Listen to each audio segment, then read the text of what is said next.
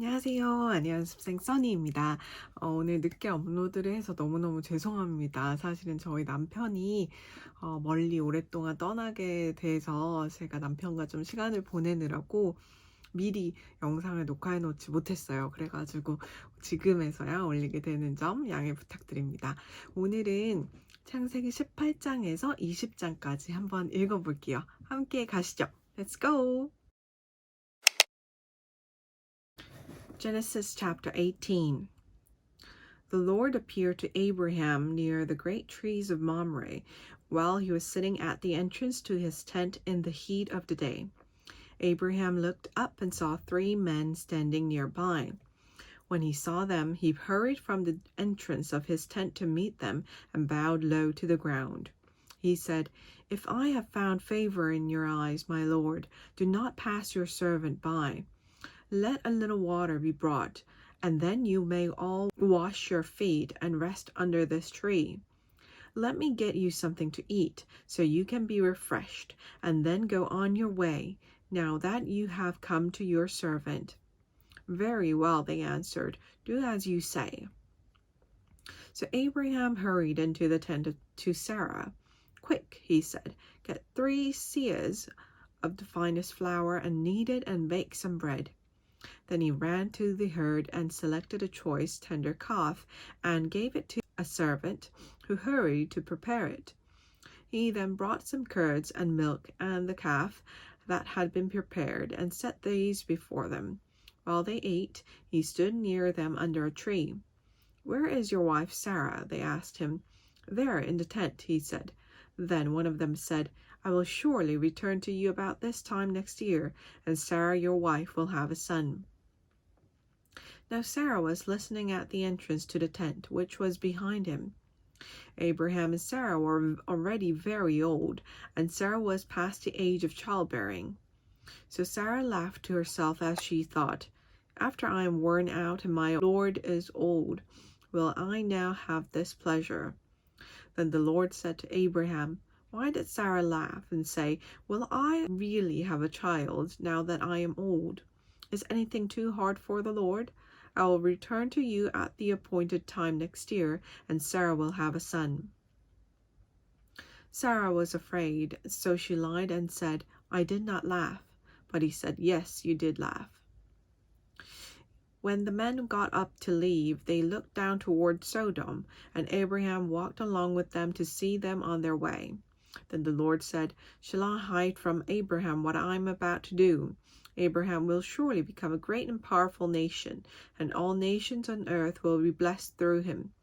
For I have chosen him, so that he will direct his children and his household after him to keep the way of the Lord by doing what is right and just, so that the Lord will bring about for Abraham what he has promised him."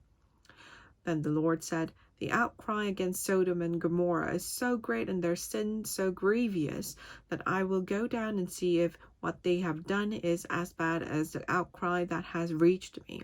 If not, I will know." The men turned away and went toward Sodom, but Abraham remained standing before the Lord. Then Abraham approached him and said, "Will you sweep away the righteous with the wicked? What if there are 50 righteous people in the city? Will you really sweep it away and not spare the place for the sake of the 50 righteous people in it? Far be it from you to do such a thing, to kill the righteous with the wicked, treating the righteous and the wicked alike. Far be it from you. Will not the judge of all the earth do right?" The Lord said, "If I find 50 righteous people in the city of Sodom, I will spare the whole place for their sake." Then Abraham spoke up again.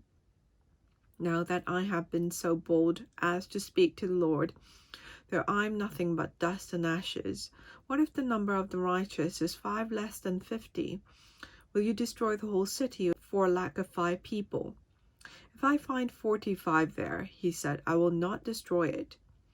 Once again he spoke to him. "What if only 40 are found there?" He said, "For the sake of 40, I will not do it." Then he said, "May the Lord not be angry, but let me speak. What if only 30 can be found there?" He answered, "I will not do it if I find 30 there." Abraham said, "Now that I have been so bold as to speak to the Lord, what if only 20 can be found there?" He said, "For the sake of 20, I will not destroy it." Then he said, "May the Lord not be angry, but let me speak just once more. What if only 10 can be found there?" He answered, "For the sake of 10, I will not destroy it." When the Lord had finished speaking with Abraham, he left, and Abraham returned home. Chapter 19. The 2 angels arrived at Sodom in the evening, and Lot was sitting in the gateway of the city. When he saw them, he got up to meet them and bowed down with his face to the ground. "My lords," he said, "please turn aside to your servant's house. You can wash your feet and spend the night, and then go on your way early in the morning." "No," they answered, "we will spend the night in the square." But he insisted so strongly that they did go with him and entered his house. He prepared a meal for them, baking bread without yeast, and they ate. Before they had gone to bed, all the men from every part of the city of Sodom, both the young and old, surrounded the house. They called to Lot, "Where are the men who came to you tonight? Bring them out to us so that we can have sex with them." Lot went outside to meet them and shut the door behind him and said, "No, my friends, don't do this wicked thing. Look, I have 2 daughters who have never slept with a man. Let me bring them out to you, and you can do what you like with them. But don't do anything to these men, for they have come under the protection of my roof." "Get out of our way," they replied. "This fellow came here as a foreigner, and now he wants to play the judge. We'll treat you worse than them." They kept bringing pressure on Lot and moved forward to break down the door. But the men inside reached out and pulled Lot back into the house and shut the door. Then they struck the men who were at the door of the house, young and old, with blindness so that they could not find the door. The 2 men said to Lot, "Do you have anyone else here, sons-in-law, sons or daughters, or anyone else in the city who belongs to you? Get them out of here, because we are going to destroy this place. Their outcry to the Lord against its people is so great that he has sent us to destroy it." So Lot went out and spoke to his sons-in-law, who were pledged to marry his daughters. He said, "Hurry and get out of this place, because the Lord is about to destroy the city." But his sons-in-law thought he was joking. With the coming of dawn, the angels urged Lot, saying, "Hurry, take your wife and your 2 daughters who are here, or you will be swept away when the city is punished." When he hesitated, the men grasped his hand and the hands of his wife and of his 2 daughters and led them safely out of the city, for the Lord was merciful to them.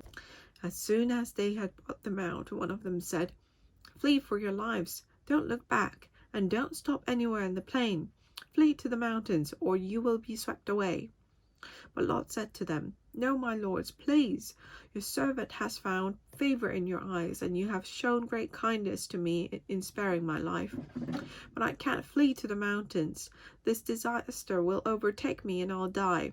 Look, here is a town near enough to run to, and it is small. Let me flee to it. It is very small, isn't it? Then my life will be spared." He said to him, "Very well, I will grant this request too. I will not overthrow the town you speak of, but flee there quickly, because I cannot do anything until you reach it." That is why the town was called Zoar. By the time Lot reached Zoar, the sun had risen over the land. Then the Lord rained down burning sulfur on Sodom and Gomorrah from the Lord out of the heavens. Thus he overthrew those cities and the entire plain, destroying all those living in the cities, and also the vegetations in the land. But Lot's wife looked back, and she became a pillar of salt. Early the next morning, Abraham got up and returned to the place where he had stood before the Lord. He looked down toward Sodom and Gomorrah, toward all the land of the plain, and he saw dense smoke rising from the land, like smoke from a furnace. So when God destroyed the cities of the plain, he remembered Abraham, and he brought Lot out of the catastrophe that overthrew the cities where Lot had lived. Lot and his 2 daughters left Zoar and settled in the mountains, for he was afraid to stay in Zoar. He and his 2 daughters lived in a cave. One day the older daughter said to the younger, "Our father is old, and there is no man around here to give us children, as is the custom all over the earth. Let's get our father to drink wine and then sleep with him and preserve our family line through our father." That night they got their father to drink wine, and the older daughter went in and slept with him. He was not aware of it when she lay down or when she got up. The next day the older daughter said to the younger, "Last night I slept with my father. Let's get him to drink wine again tonight, and you go in and sleep with him so we can preserve our family line through our father." So they got their father to drink wine that night also, and the younger daughter went in and slept with him. Again, he was not aware of it when she lay down or when she got up. So both of Lot's daughters became pregnant by their father. The older daughter had a son, and she named him Moab. He is the father of the Moabites of today. The younger daughter also had a son, and she named him Ben-Ammi. He is the father of the Ammonites of today. Chapter 20. Now Abraham moved on from there into the region of the Negev and lived between Kadesh and Shur. For a while he stayed in Gerar, and there Abraham said of his wife Sarah, "She is my sister." Then Abimelech, king of Gerar, sent for Sarah and took her. But God came to Abimelech in a dream one night and said to him, "You are as good as dead because of the woman you have taken. She is a married woman." Now Abimelech had not gone near her, so he said, "Lord, will you destroy an innocent nation? Did he not say to me, 'She is my sister,' and didn't she also say, 'He is my brother'? I have done this with a clear conscience and clean hands." Then God said to him in the dream, "Yes, I know you did this with a clear conscience, and so I have kept you from sinning against me. That is why I did not let you touch her. Now return the man's wife, for he is a prophet, and he will pray for you, and you will live. But if you do not return her, you may be sure that you and all who belong to you will die." Early the next morning, Abimelech summoned all his officials, and when he told them all that had happened, they were very much afraid. Then Abimelech called Abraham in and said, "What have you done to us? How have I wronged you that you have brought such great guilt upon me and my kingdom? You have done things to me that should never be done." And Abimelech asked Abraham, "What was your reason for doing this?" Abraham replied, "I said to myself, 'There is surely no fear of God in this place, and they will kill me because of my wife. Besides, she really is my sister, the daughter of my father through not of my mother, and she became my wife.' And when God had me wander from my father's household, I said to her, 'This is how you can show your love to me. Everywhere we go, say of me, he is my brother.' Then Abimelech brought sheep and cattle, and male and female slaves, and gave them to Abraham, and he returned Sarah his wife to him. And Abimelech said, 'My land is before you. Live wherever you like.' To Sarah he said, 'I am giving your brother 1,000 shekels of silver. This is to cover the offense against you before all who are with you. You are completely vindicated.' Then Abraham prayed to God, and God healed Abimelech, his wife, and his female slaves, so they could have children again. For the Lord had kept all the women in Abimelech's household from conceiving because of Abraham's wife Sarah. Amen.